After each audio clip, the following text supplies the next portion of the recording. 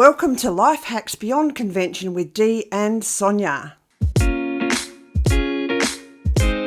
Something like 47 clips that I can add on already from different things, and that was to do with hobbies, personalities, the dark side of the phone or something, and supercharge. Oh, that might have been supercharge with AI. That might have some. But I've got 13 more long videos going out in the next whatever that could be broken down into clips. So I've got a ton of content. Yeah, well, it's because I went looking for you in my subscription list because nothing had popped up in my Other thing. suggestions. Yeah. And anyway, I watched quite a few, Oh, okay. and now it's popping up again Oh, good. in my feed. So Yeah.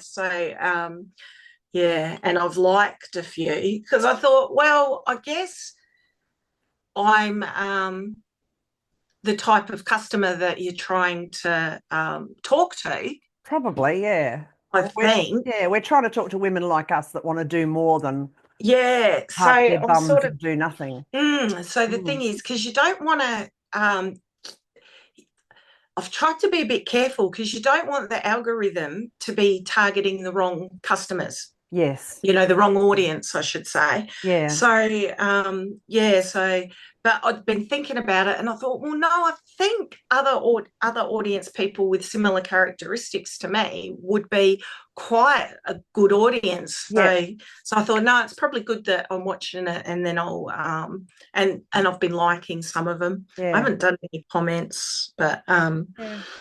yeah, Well, one of the because things that Alexa, I've been watching her, Alexa Serenova, yes, yep, um, she said, and she and somebody else said, don't invite people because I'm the sort of, yeah, oh, look, my friends, I'm doing this. But mm, they say you shouldn't do that. It needs to be, yeah, your audience needs to be found organically yes, and the algorithm will work for you. Well, one of the things I just discovered is there's a way you can put keywords into your overall system through Studio, yep, but you can only do yep, it on a computer. You can't do it on any of your other tools. yep, So yep, I've only done that this morning. So we're 4 months in, and I'm only just, yep, yeah, yeah. picking up on that idea. But yeah, it's gaining its own little traction. I've got 34 subscribers. Um, Yeah, I've got one video that's done over 2,000 views. Usually when I look at the 10 top ones, there used to be a couple that were still below 100. Now it's a few hundred at the bottom. So yeah, Mm, it's slow, yeah. steady kind of growth. Mm, Yeah, exactly. Which is yeah. encouraging, isn't it? Yeah, it is. Yeah. And I've Mm, just been watching Alexa again, and that's what she said. It's called Creators Keep Quitting. Here's what I did differently. And I think it's just that you've just got to stick at it until you get into the flow and give the mm. algorithm time to work out. Yeah. Who your audience is Yes. and Yeah. what you're talking Mm. about. I Yeah. was listening to one recently where he was talking to somebody who actually works in YouTube. Oh, okay. Yeah, and he was sort of saying that the algorithms have got so clever now. They actually even look into our videos and pick out keywords from like from within not only the description and the keywords that we've already got, but also the content.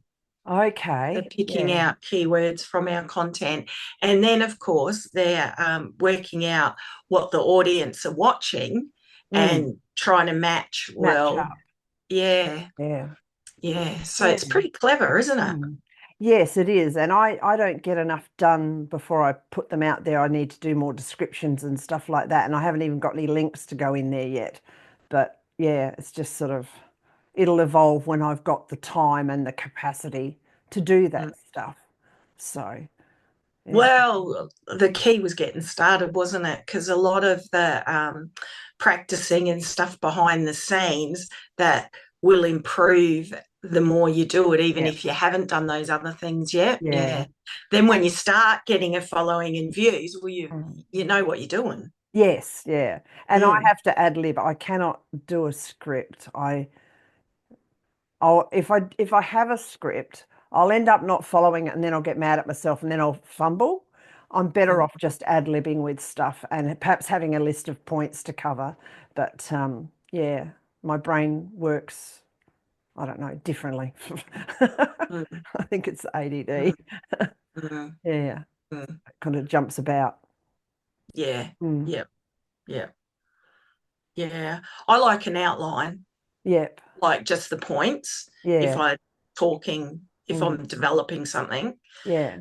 But I'm not, though it's really interesting. It depends what I'm doing. It depends what the video is for, etc. But if it's an actual tutorial that I have to, and there's certain competency things that have to be met, met, then obviously sometimes I'll even actually do the whole script to make sure that's what I want. I never use a script though, but sometimes that's what then gets my head in the right space. And then normally I just go from dot points and do, because there's certain competencies that have to be met. I can't miss them. So however, if it's something that's a bit more casual, then I still usually like a bit of where am I going. But that's all. Yeah, I've done that, written something but then I go completely off script or go but I also feel, because I have that belief in something other with us, like spiritual or whatever you want to call it, I think your spirit's going to take you where someone else has a need that you can fill. Yeah. So that's sort of how I look at it. And that you're going off script for a purpose. Yes, that it's there's something else come into my subconscious that I feel needs to be said or something. And I write fairly formally at times, and I don't necessarily talk that way. That's one of the things that I've really struggled with too, and the difference between an audio or video presentation and a written presentation, because my writing is quite academic and formal. And I find it hard, like I actually find it hard to make that conversational in the written form. Whereas like talking, it's just talking, isn't it? It's not like I don't talk like a professor. I managed to be conversational in the book I wrote, but I sort of had to be coached to be conversational. And so that sort of broke me into that, because otherwise it would have been very dry and formal and not hit where it hits.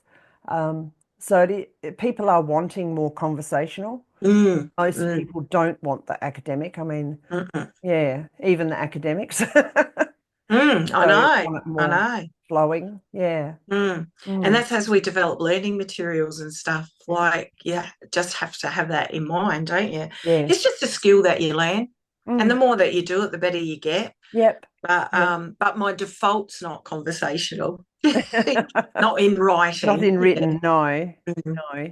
I mean, and that serves us well too, because if we have to, I know that our association has to write a lot of letters, and sometimes I hear what they're going to write, and there's a couple of things that come up. Firstly, they come up with, they talk about what they want or the association wants or needs first.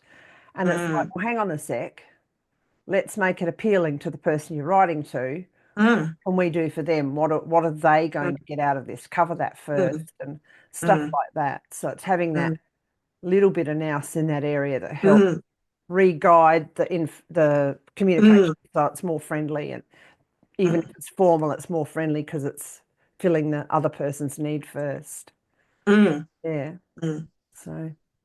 well, that's it. It's got to be, why are they going to donate money or whatever it is? It's like, if they don't get anything out of it, they're not going to do it generally. I mean, you get the odd person that might, but but most of us aren't just philanthropic just because. No. It's like, you're going to promote my business, or I don't know. It's going to improve the community or whatever it is. Exactly. Hit the subscribe button below if you want to follow Life Hacks Beyond Convention.